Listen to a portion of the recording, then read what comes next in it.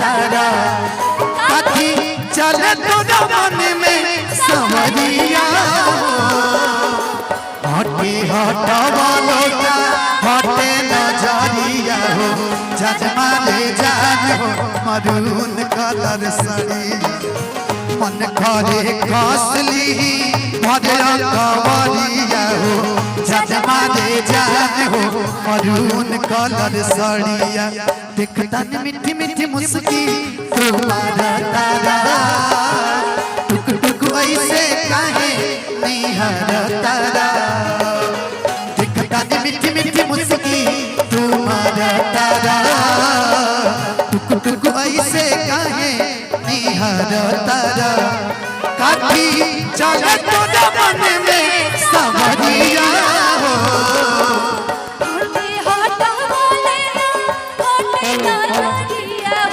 जजमा ले जान हो मरून कलर सड़िया जजमा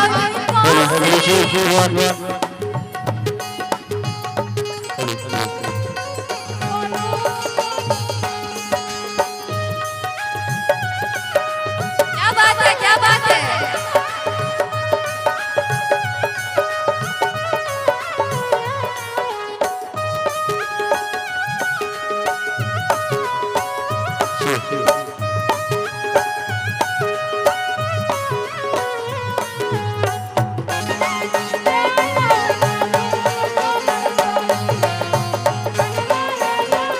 लेकिन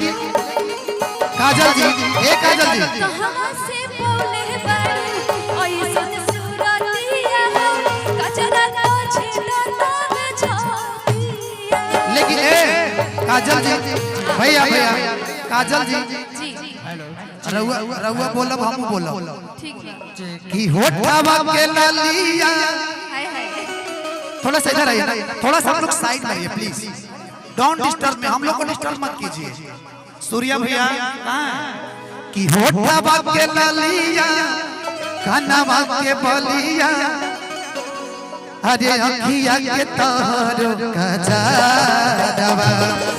हो धने पागल बनवले बा नक के नथुनिया सीनवा के तोहरो सिंगारवा हो धने पागल बनवले बा नक के नथुनिया सीनवा के तोहरो हेलो अब तनी हमारे स्किल धराई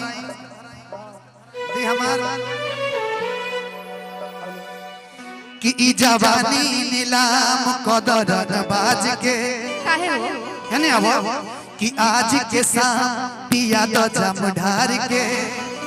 थोड़ा सा है ना कि नहीं तोहरा से जान मन आज उबल बा ए मुस्कान सुन है ना पीछे थोड़ा सा पीछे इसलिए कि लाइट नहीं आ रहा वहां कि नहीं तोहरा से जान मन आज उबल बा प्रदीप की राजा महाराजा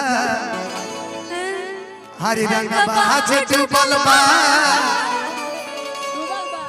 कि बड़े बड़े देह में हर जहाज डूबल बा टाइटैनिक कहीं में डूब गए पानी पानी तू पीछे रहो गाली खोलल पड़ी जा रेडी आई